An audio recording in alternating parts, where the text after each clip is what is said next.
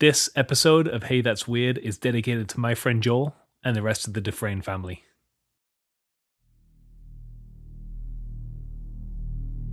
It was a dark, dark place.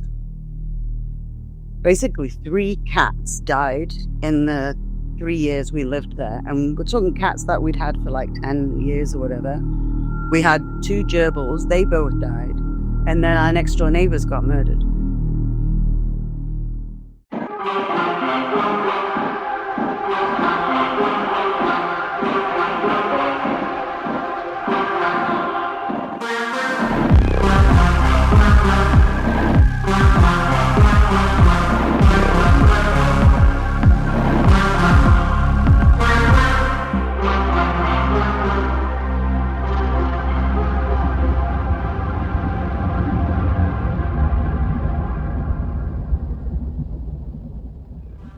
Happy New Year and welcome back to the show that is powered by its listeners' weird stories. After an extra week off, I'm back and raring to go with another episode of Hey That's Weird. Thanks for clicking play, and extra thanks to Elena, Lord Lion Sky, The Tipsy Witch, Broken Vow, Mark Wheel, Mick, and many others who left their comments on the Spotify after the last episode. As usual, all interaction is welcome. The only thing I ask is that everyone stays respectful in the comments. Be good to each other. This week for episode 15, I'm joined by Emma, whose story takes quite the turn halfway through. It's a little more true crime, a little less spooky. Anyway, no spoilers, so without further ado, Emma, let's get weird.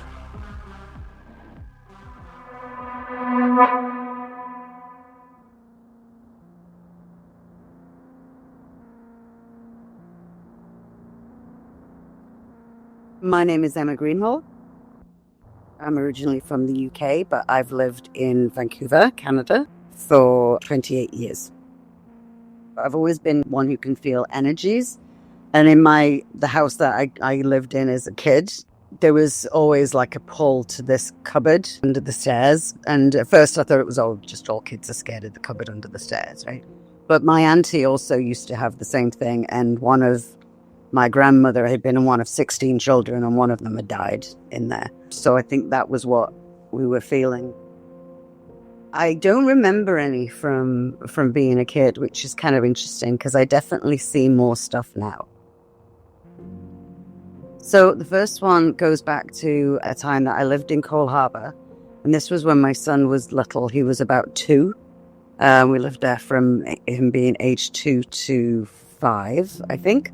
So anyway, at this point he was 2, and I had a nanny who used to come into the house every day.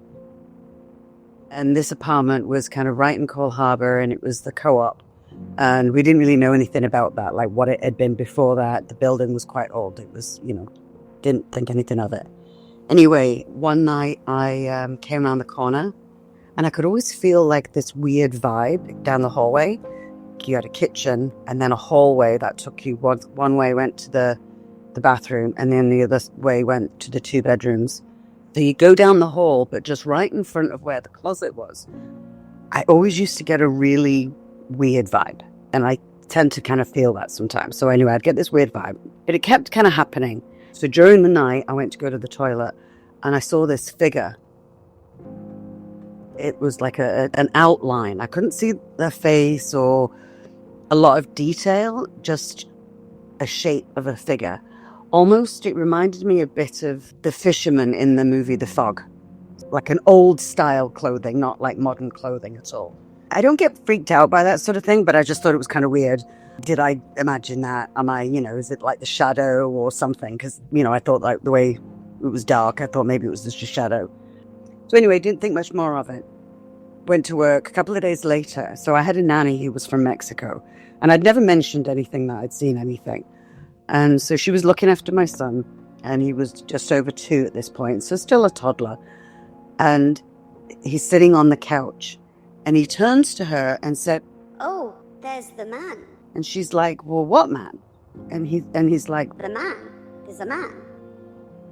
And I swear, she said she turned around, went into the hallway, and she said she like shivered. She had got goosebumps. Her hair kind of stood on end. She was freaked out. She called me up right away, and she said, I have to go home. And she quit not long after that. So my son had seen it, I'd seen it, and then she felt it. And I found out later on that that had actually been a burial ground at some point, right near Stanley Park.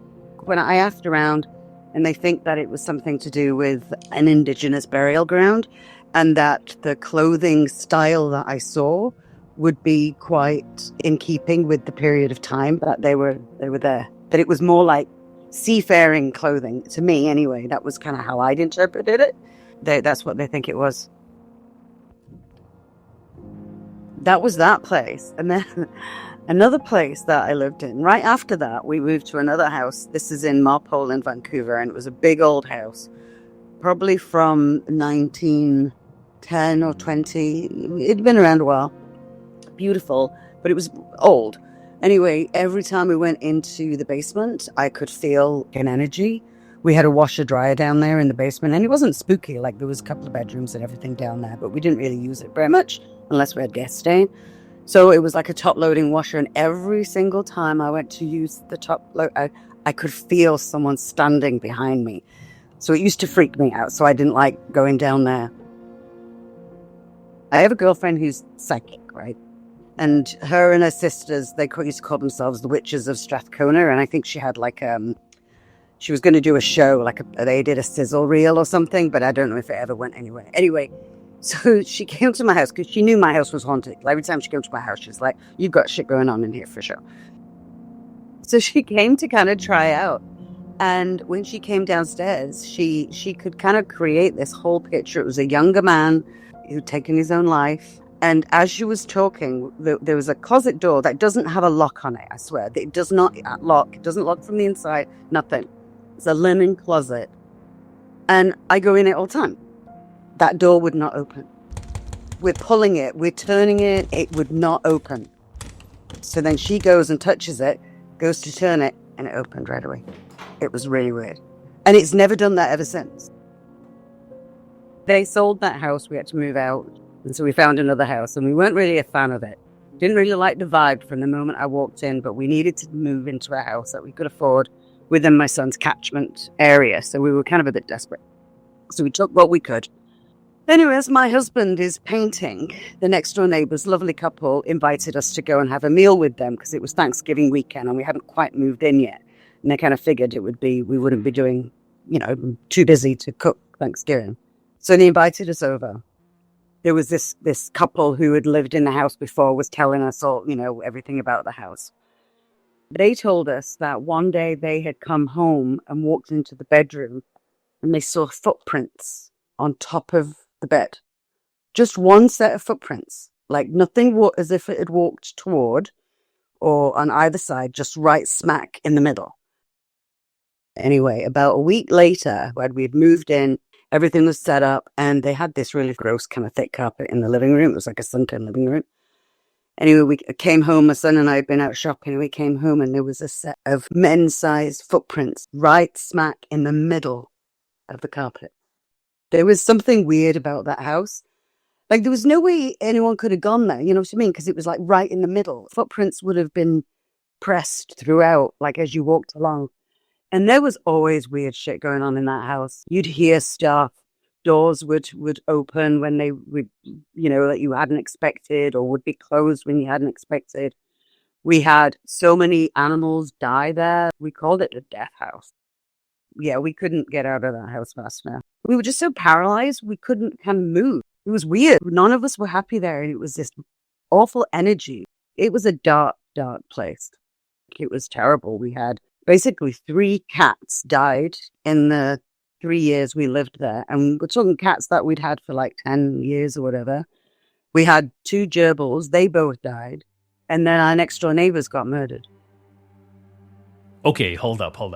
This story just took a turn that I really didn't expect it to take. Emma hadn't mentioned this part of her story in our pre-interview chat, so this addition had caught me completely off guard. Obviously, I was intrigued about a major crime that happened in the city that I live in. I mean, who wouldn't be?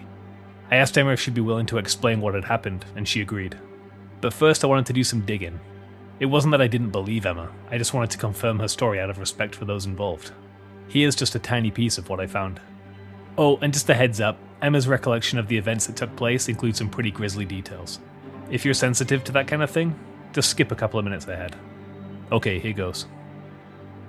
We start with breaking news in Vancouver, where homicide detectives are investigating what appears to be 2 suspicious deaths. Tonight, disturbing development. The warning to the public as police identify the victims of a double homicide. Vancouver Police Emergencies. The back door is open. I think there's blood everywhere. I think I need someone to come over. I'm going to stay at the house, but I don't think I should go in. I'm going to assume you need police and ambulance, man. Oh. Front door is locked, back door is open. There's a trail of blood coming, footsteps coming down the steps.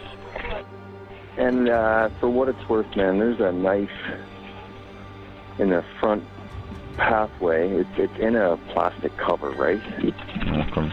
But what kind of made me go around back is there is also a hatchet on the front yard with it looks like drops of blood. I peeked inside. There looks like there's blood all over the floor, man. I hope I'm overreacting. I hope it's just, I don't know.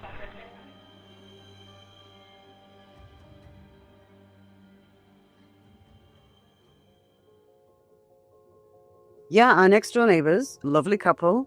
It was in the newspaper, called the Marpole Murders. They were the ones who'd invited us for Thanksgiving. That's what they were like, really sweet couple. He was disabled. They were both in their 60s, but she was very able-bodied and used to cycle to work and all of that. She worked in healthcare. My husband at the time was a smoker, and Richard, the guy next door, was also a smoker. So sometimes they would chat across the fence at the back of the house. One morning, my husband was having a cigarette in the morning, and he noticed their back door. They had like one of those bug-type door things, that bang sometimes, and then a regular front door. So you noticed they were open, and he's like, that's kind of weird. Like, it was really early. It was like 7 o'clock in the morning or something. It's kind of odd. Why is that door open? And he was thinking about maybe, and it was warm and summertime, kind of September. Didn't think anything of it. That was the end of that. My son comes home from school, and the police is everywhere. And turns out what had happened was someone had come into the house and attacked the old man with a hatchet. And then the wife, Diana, must have interrupted something. And so he went out at her and hatched her up, put their bodies in the shower, and then turned the water on. Then went and ate a bunch of stuff in their fridge. But the night before, we had been watching Walking Dead on TV, had both fallen asleep on the couch, and it was about 11 o'clock, because I saw the clock as I was walking through when I decided to go up to bed, and I saw their car leaving. And I thought to myself, that's kind of weird. Why would Diana be out at this time of night in the car? And it'd come from the front of the house, and that would never happen. So I kind of just note to self, thought it was really odd. But then we found out the next day that they'd been murdered. So, of course, the police came and everything. And it turns out that was the murderer that I saw driving away. So my timeline, me seeing him and knowing that, between that and piecing together other people's dash cams and cameras, they were able to piece together who it was. And he'd been living in the neighborhood, never committed a crime. He claimed he thought he was in a video game, but they had him on video going to Canadian Tire a few days earlier, buying the hatchet. Anyway, he ended up getting done for first-degree double murder. His defense tried to paint him as not knowing what he was doing and then wanting manslaughter or something, but no, they ended up going all the way. They had the big flashlights they put on the building. We had police around our house the whole time. I mean, God, we were safe. Like, we had to show ID every time to get in and out. I mean, they kind of knew us by the end of it. It was a massive manhunt. I mean, it's a nice area, right? You wouldn't normally expect something like that.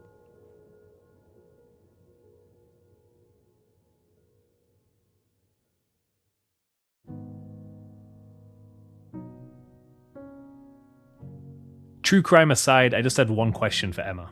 Was she a believer in the paranormal to this day after her experiences? Here's what she had to say. 100%. I think they are around us. I think we just can't see them. I think if we were to quieten the noise, or maybe I feel like that we have a capability of being able to see and communicate, but we're just so out of practice, or it's been so dormant for so long that we don't do that. But I 100% think that they walk among us for sure. And that's why I'm not scared of them. And that's why sometimes they're not as memorable in some ways, because it's not scary or traumatic. But I do worry that I'm going to encounter a really negative, bad spirit. I had an ex who had a lot of demons and he died suddenly. And all of his belongings, long story short, I ended up having to be, even though I hadn't seen or heard from him in 15 years, I had to be the one who had to administer his estate on behalf of my son. That's his debt. And all his belongings, everything came to our house and was in our basement. And I swear the energy changed in my home. Both my husband and I said we were feeling, they weren't our thoughts, you know what I mean? We were like an inner, and it likened me to very much because, you know, he had been a very troubled person and had a lot of, he would call it demons, and but he definitely was very troubled. And honestly, the energy in this house, and I was feeling really weird, dark thoughts, which I would never, ever do. And my husband, we spoke to each other a couple of days later, kind of almost when we came out of the fog, and he had felt exactly the same. So I definitely think there's something. So yeah, and he's like, we gotta get this stuff out of our house. Like, I don't want his shit anywhere near us.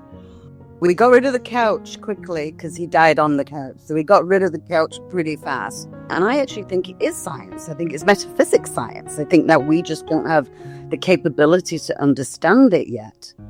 I think that it's more that than anything else. Not necessarily like a religious thing. I think there are no coincidences. And I always see things like the numbers. I always get the weird numbers and the music. And I've been told before by a psychic that my dad communicates through music. And he's with me like all the time. That's what, every time I've spoken to someone who sees that kind of thing, they're always like, yeah, he's always with me. And I swear, I've had put myself in some really like dodgy situations. And I think someone has definitely had my back.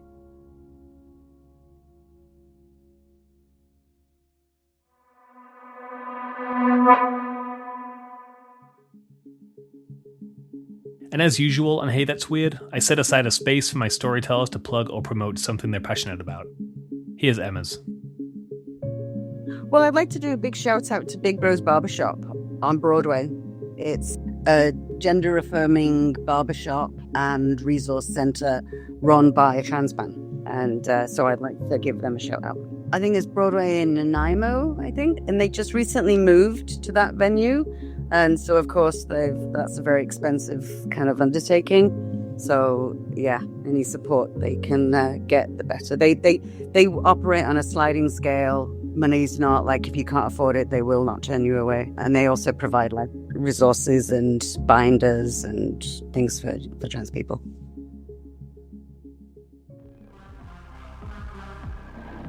And that brings us to the end of episode 15. If you'd like to learn more about the murder case discussed in this episode, I'm going to link a documentary that I watched in prep for this in the show notes. If you, yourself, a family member, or a friend have a story and you want to share it with me and potentially feature in your own episode, please reach out to me via Instagram at Hey That's Weird Podcast or via email at heythat'sweirdpodcast@gmail.com. I wish you all a very happy and healthy start to 2026. Thanks for listening this far, and I have big things planned for this year. Until next time, stay weird.